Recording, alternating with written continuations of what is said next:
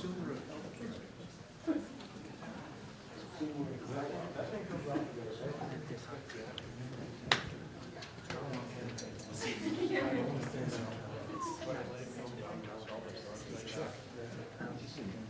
well, greetings, everybody. I just wanted to introduce our team and thank you all for coming. My name is Lavelle Means, and I'm the Planning Section Manager for Development Services for the City of Missoula. And we're here tonight to get introduced to hear about the Missoula Design Excellence Project. This is a continuation of a series of workshops, so this is the second workshop in that series. And we will give you an opportunity to hear a little bit about the project overall with the consultants, and then set you loose on the boards that are around the room and ask for you to consider comment, provide comment at this point, or even keep it open for a couple of weeks and provide comment to us by email. The team for this project is, as I mentioned myself, we've been working with Winter and Company. We have here today Brad Johnson and Nori Winter with Winter and Company, and they are working with WGM Group. So we have Jeremy Keene and Kate Dinsmore also with us tonight. From the city, I'm working closely with the Director of Development Services and then people from our Planning Section team. We have spattered around the room also, or are greeting you outside there. There's Jen Grez, Tom Zavitz, and Garen Wally. So we're all here to give you the overview and be available for questions over the course of the night. First up, though, I think I'll introduce you to Brad, and he's going to give you an overview, as I mentioned, and we'll go from there. Thank you. Okay, I didn't want to be on the big stage there. Well, thank you guys for coming. It really means a lot to us for you to take time out of your day, evening, and come out here and review this work that we've done and give us your input. At the end of the day, these are going to be your standards, your guidelines, and your design excellence system. So go ahead, Jeremy. Just a little bit about us. Winter and Company, we've been around for about a little over 30 years. I haven't been working there that full time. We're located in Boulder, Colorado. We're essentially an urban design firm, but we have a few different specialties. One of them is just general urban design projects, plans, like the downtown plan that you have, for example. We work a lot in historic preservation, doing guidelines and things like that, as well as design guidelines and standards just for any district or any portion of the city, which is the type of project that we're focusing on here. On to the next one.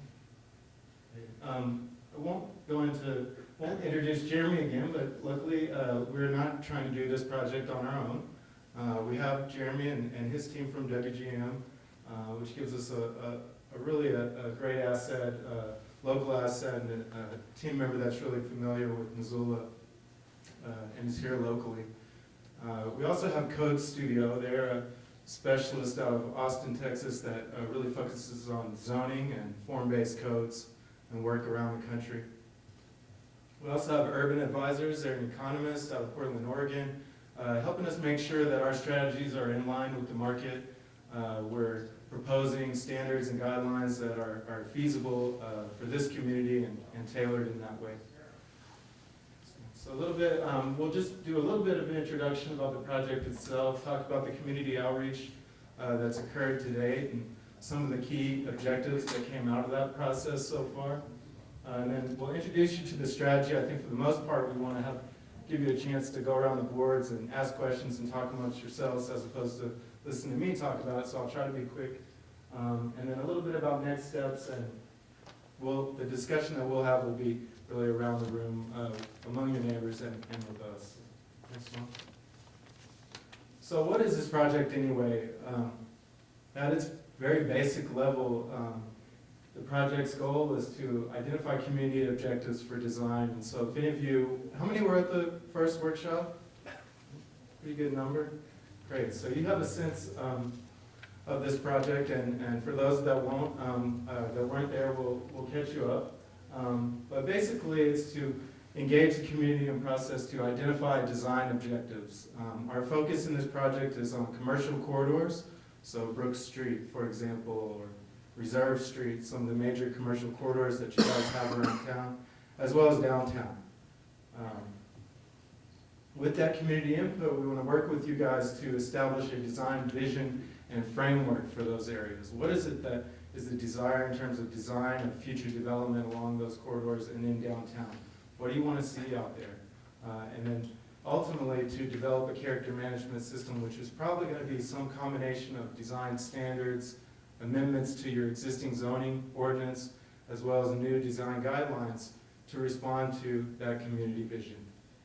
Next. So, how come everybody laughs on this slide? Used to be a great little spot right there. Yeah, so what prompted this project? Well, a couple of things.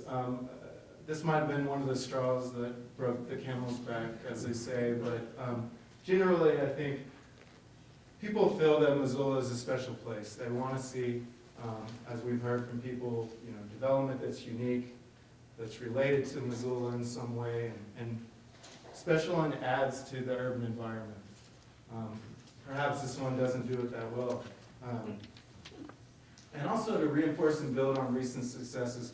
We put this project up here, but I do want to acknowledge when you ride around town, drive around town, bike around town, there's a lot of great architecture out there, and it's not that every project looks like this. And so let's think about what makes those projects great and try to figure out how to get more of those, right? Next. So just a little bit of terminology. You'll hear me talk about design standards and design guidelines. Those are the typical tools that I think we'll be using here as we move forward in the process in developing a character management system. And so when we say design standards, for the purpose of this project anyway, we're talking about what's typically included in a zoning ordinance. Design standards is typically prescriptive. It's kind of cut and dry, I guess, or measurable. An example of a design standard is your building can be 50 feet tall. That's pretty clear. If it's 51 feet tall, it doesn't meet the standard. A design guideline is a little more a discretionary tool. It's described. It's a little more flexible, or sometimes described by Nori as squishy.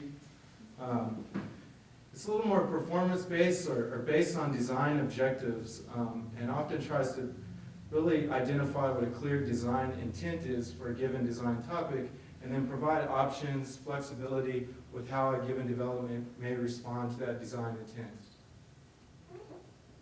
A little bit about our schedule. We're about halfway through the project schedule. We're looking at completing the project tentatively in spring 2018. I think the adoption time is somewhere around, is scheduled for sometime in May of 2018. So just before summer. It's a two-phase project, so we're really entering into the very end point of the first phase, which is what we're calling a strategy phase. And that's what this material that you see around the room is. It's a baseline strategy for moving forward. And our point tonight is to check in with you guys and see if it's on the right track before we move forward with actually preparing specific design standards and or guidelines for Missoula.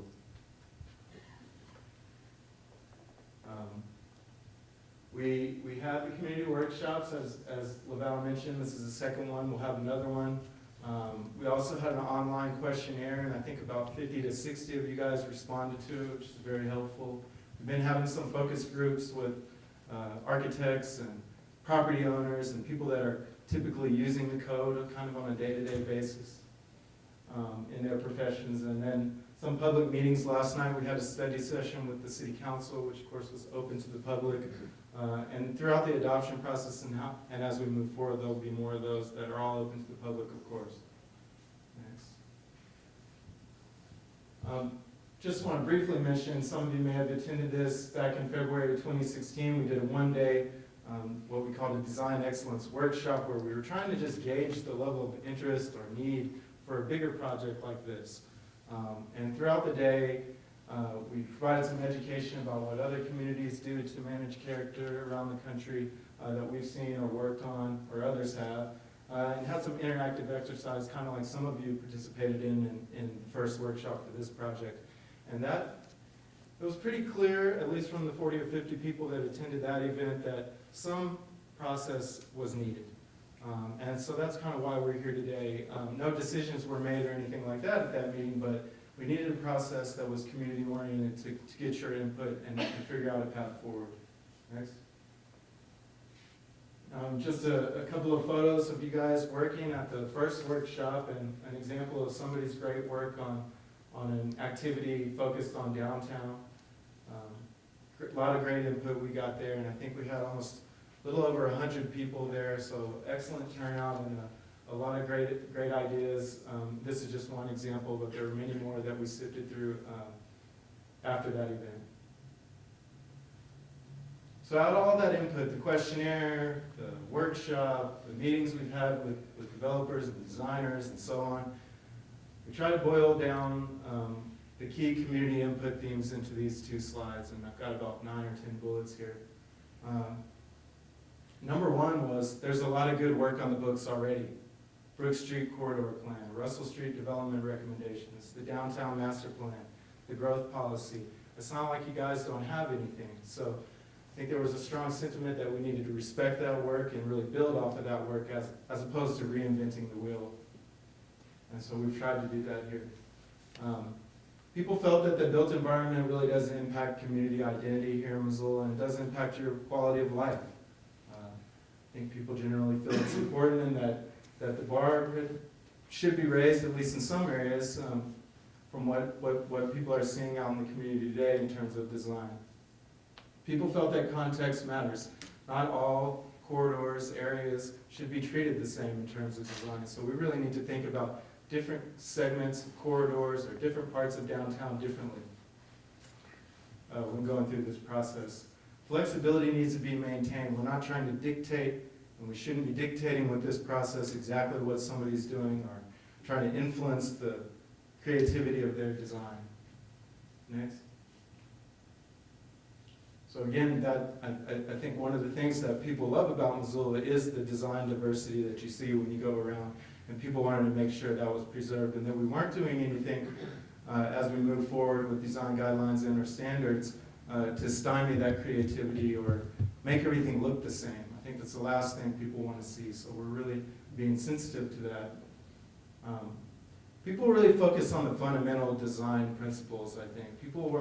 I didn't hear people getting caught up in the details about what color a building is or exactly what material necessarily that it used, but that there were some fundamental ideas about materials, about how a building can contribute to a walkable environment, for example, that were across the board important to people.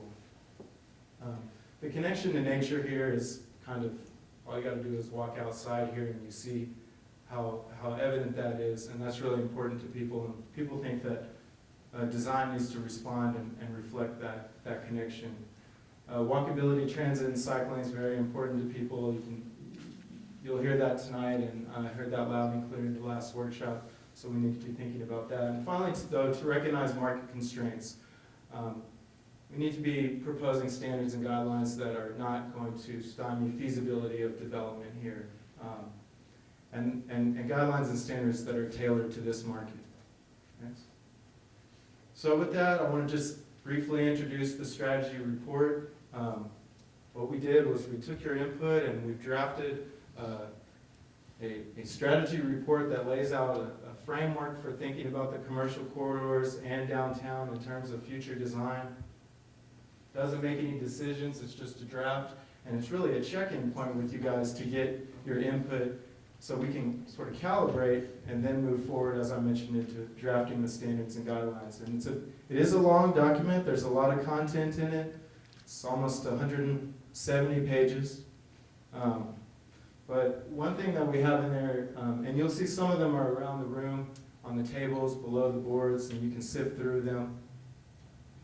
On page 5 is an executive summary and reader's guide that's about 10 pages long, 5 to 10 pages long. And so if you want to get the short story, that's where you want to go to read. And then it also gives a little bit of a reader's guide, and sort of depending on your level of interest, that chapter will sort of tell you which chapters within the document you want to go to and look at.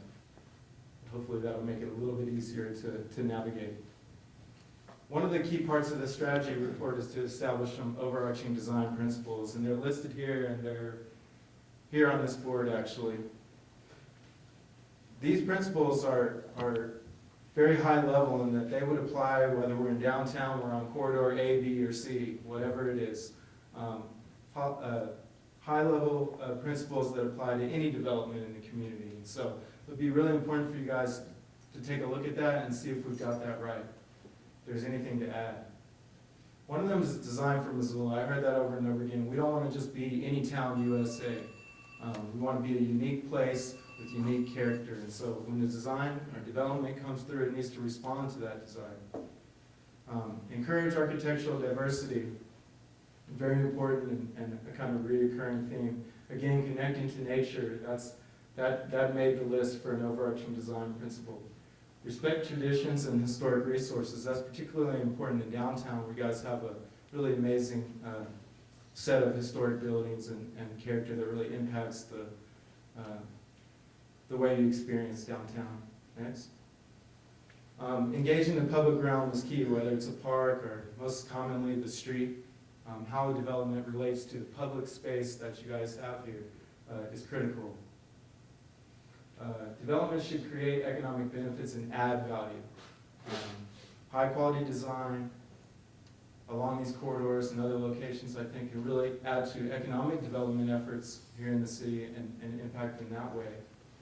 And finally, these last 3 bullets are really focused on implementing the work that you guys have already done, whether it's the growth policy or one of the many area plans that you have around the city. Next. So I mentioned we have urban advisors and economists that's on the team, and they're working on a report that we're going to be releasing here pretty soon that really focuses on a market analysis for Missoula and thinking about development related to market feasibility and things like that. So these are 3 of the key takeaways that I pulled out of his draft to share with you guys tonight. One of them is that a character management system like this has to be implemented equitably. We can't say these 3 corridors have design standards and these other 2 corridors you can do whatever you want, because it will create winners and losers, and that's can be a bit of a toxic environment. So we want to try to avoid that.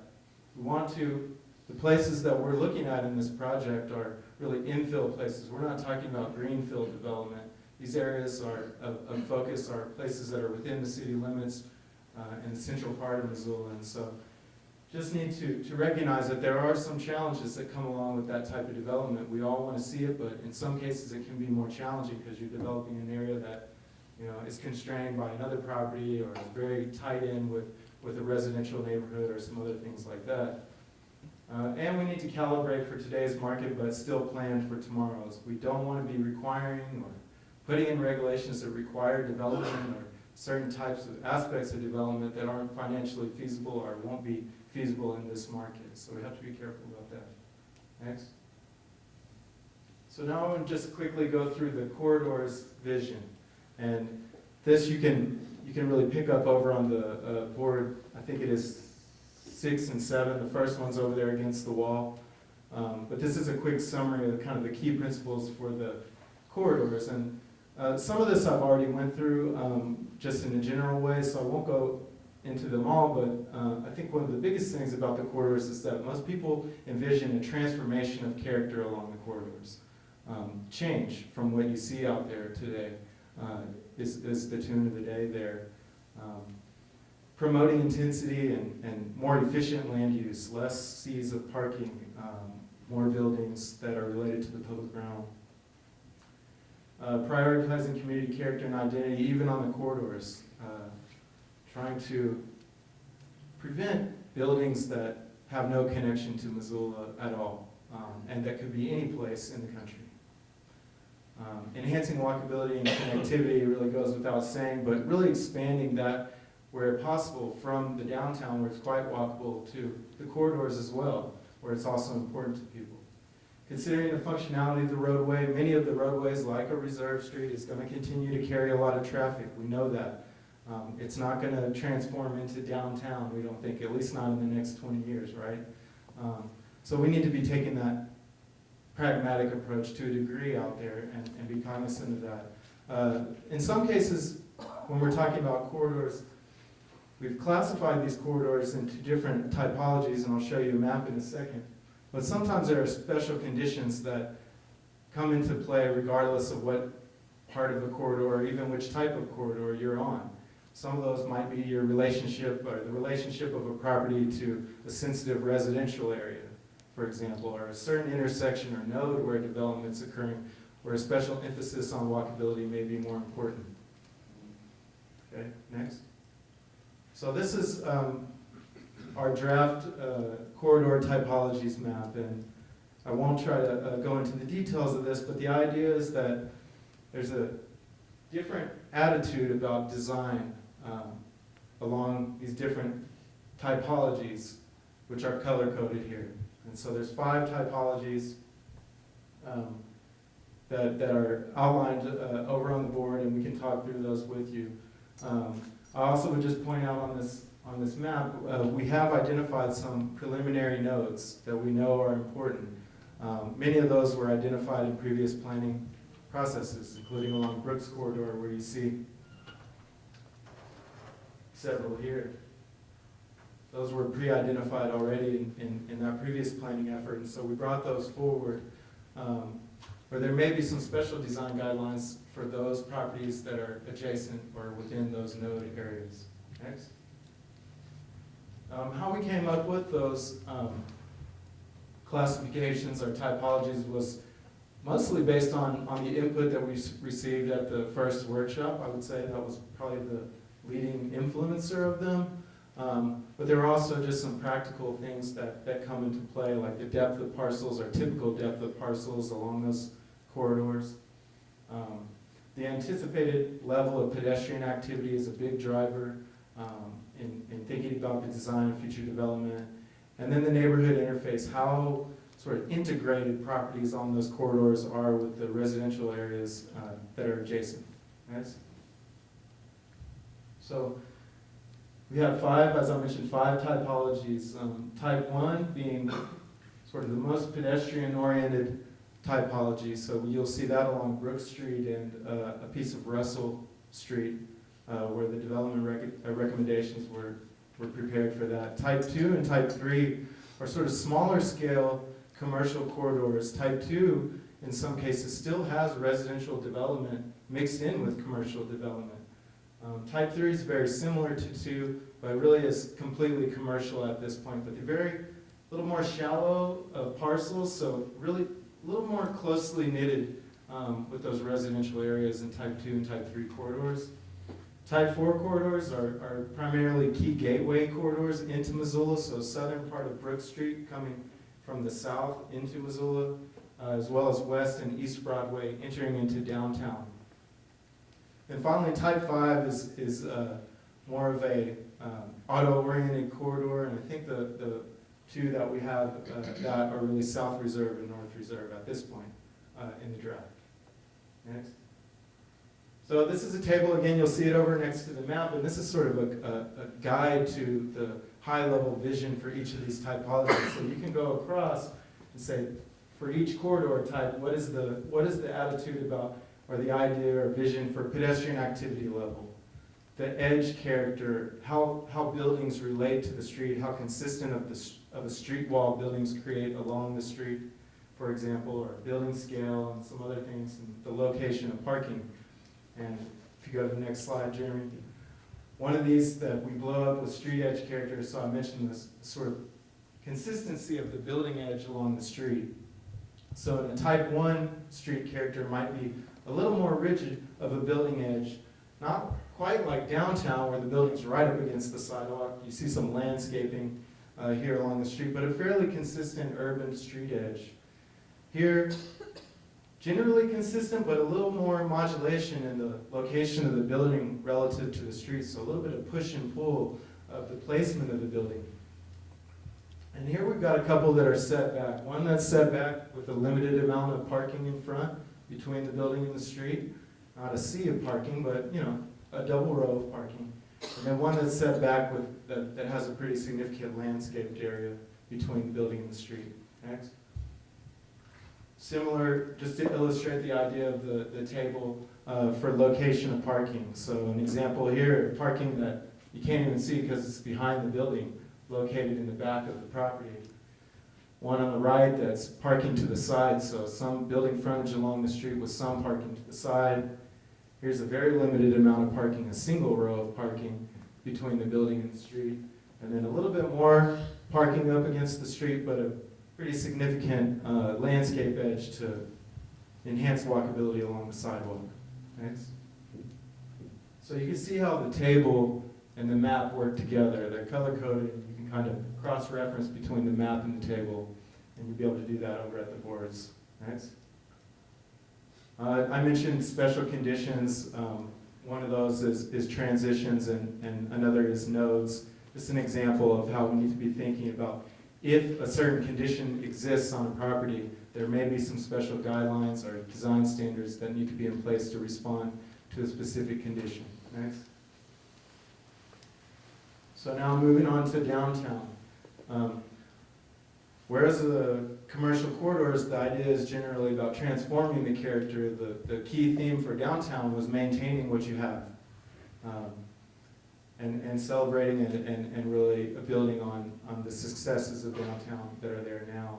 Implementing the downtown master plan, we did a lot of study of the downtown master plan and preparing the strategy for downtown, and really tried to use the work that you guys did on that and just pushing it forward a little bit more. Respecting the historic character of downtown, we heard loud and clear that that was very important. That might mean using a certain palette of materials or using some degree of certain materials that relate to the masonry that you typically see on a downtown building. And then finally, to encourage design diversity while still maintaining that compatibility with historic character. We're not trying to put forward a strategy that says all new buildings in downtown must look like they were built in 1900. That's not the goal. Next. So I won't go into downtown as much. I sort of gave you an overview of the corridors. Downtown we have a very similar setup, so instead of it being lines on a map related to corridors, it's sub-areas or contexts within downtown. So you'll see we've got 5 contexts here, including the hip strip down south of the river. An inner core where it's really your key historic core of downtown. Downtown outer core, that's sort of this red brick, and gateway areas are shown in this kind of purplish pink color along East Broadway and West Broadway. And finally, North Downtown is shown in purple. It's kind of a nice mix right now, an evolving mix of small-scale commercial and office buildings, and even some single family still there, as well as some new multifamily developments. So pretty nice mix of neighborhood there. Next. Similar ideas we have for the corridors, a little bit of a different vision for each context. So you can learn some more about that. Go ahead. Similar table going to be provided for downtown, highlighting the differences from one context to the next in terms of the design vision. Next. And be able to compare those side by side. Next. And this is a table outlining a preliminary implementation strategy. And I think this one's going to be right about in the middle over there on the far wall. So this is an important board to take a look at. Breaks down a preliminary strategy for how the design guidelines and or standards would be implemented. Thinking about design review, whether it would be required for certain areas, whether it would be triggered for certain projects of a given size, or whether maybe in some cases it would just be voluntary, or the guidelines might be educational, but a project wouldn't necessarily have to comply with the design guidelines if it was of a certain size. We haven't highlighted those sizes yet, but it gives you a sense of a framework for implementing design standards and guidelines that we want to get your input on. Next. This is a table that just summarizes, and you'll see this on the back wall, summarizes the approach for specific design topics. And an appendix to the draft strategy report really goes into quite a bit of detail about all these individual design topics, both for the corridors and for downtown. And so if you really feel like nerding out with this stuff and really digging in, it's there for you. We are going to be addressing all these topics and probably some more as we go forward.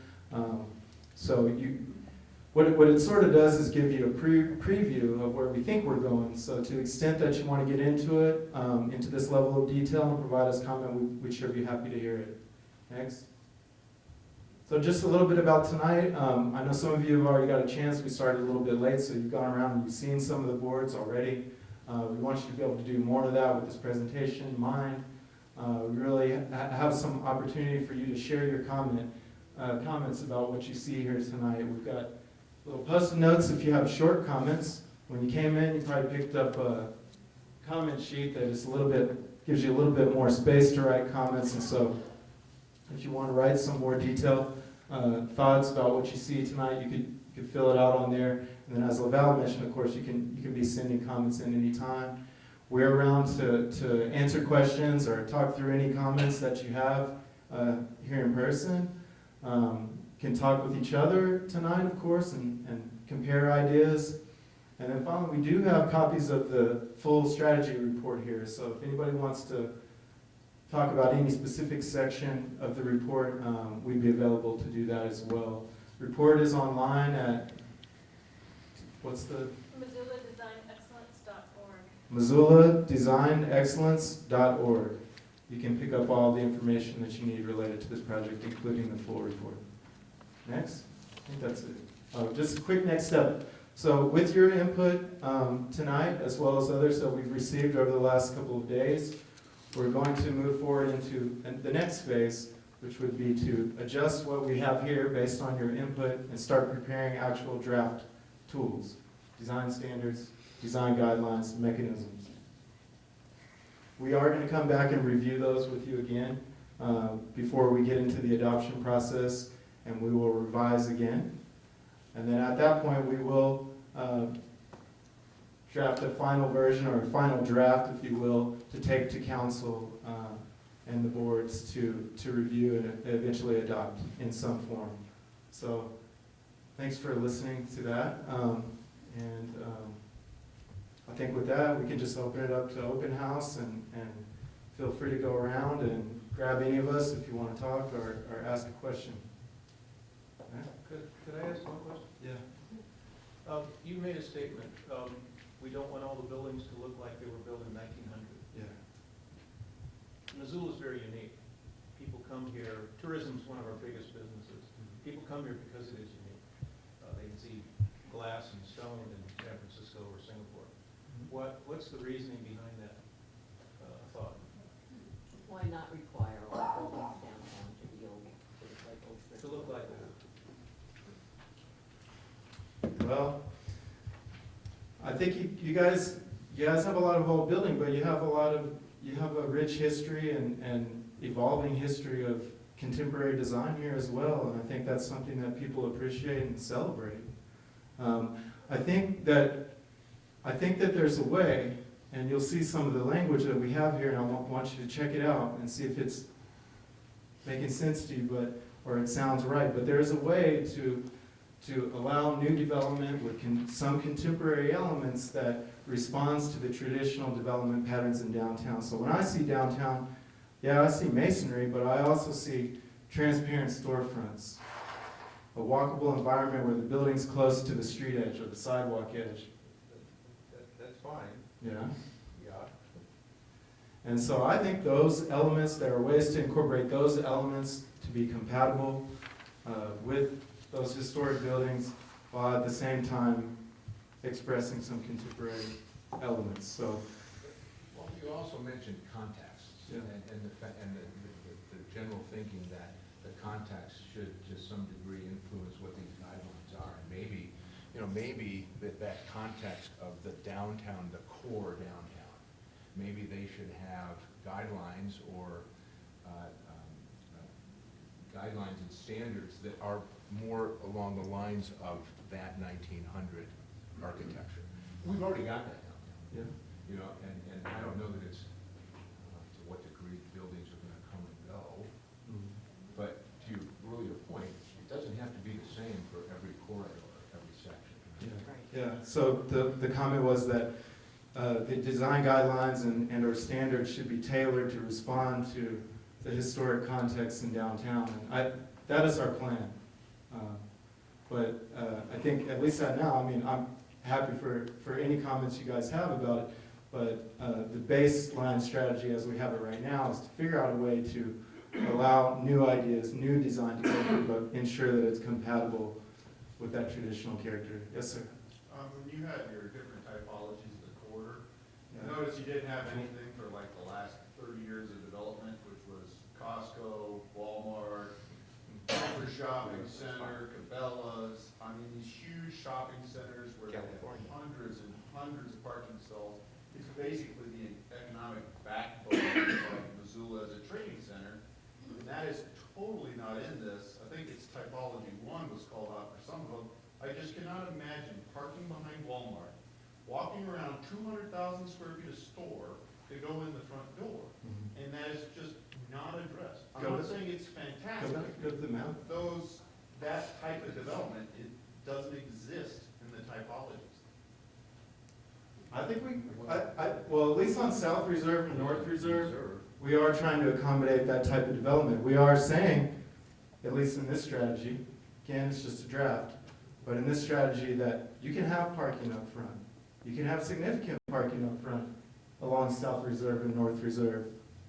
As long as you landscape and treat the edge in a way that makes for a comfortable walking environment along the street. So, I mean, your comment when you review this in detail might be that that should be applied in other places. I don't know. That'd be okay, if that's what people want to see.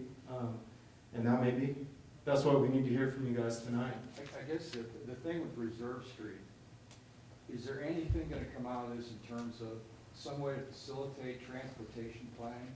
You've got all these box stores on the north end of town. You got all these other people living on the south end. You got a big soccer field which is being built. All these people are moving to the hotels in the north end of Reserve. Is there anything gonna come out of this that's gonna deal with that? I wish I could tell you we were doing traffic analysis improvements, but no, Okay. it's not. It's not. I'll just be honest with you. It's not the focus of the Is there project. any planning you know going on at all in the city or county to deal with it? I think there are transportation planning sessions that'll be similar to this happening. I've heard that they're gonna be taking place, but like, some of the roads that go through Missoula is a shared partnership between the state and the city. So any amendments to that, I understand, when I've addressed this with the city council, they've always said, well, we've got 3 different ownerships. We got state, county. Can't they get together and try and figure it out? Really? So they come together with the Metropolitan Planning Organization, and all of their meetings are publicly posted, and they do long-range transportation plan, transportation improvement plan, those kinds of things. And you can find that on the city website under Development Services.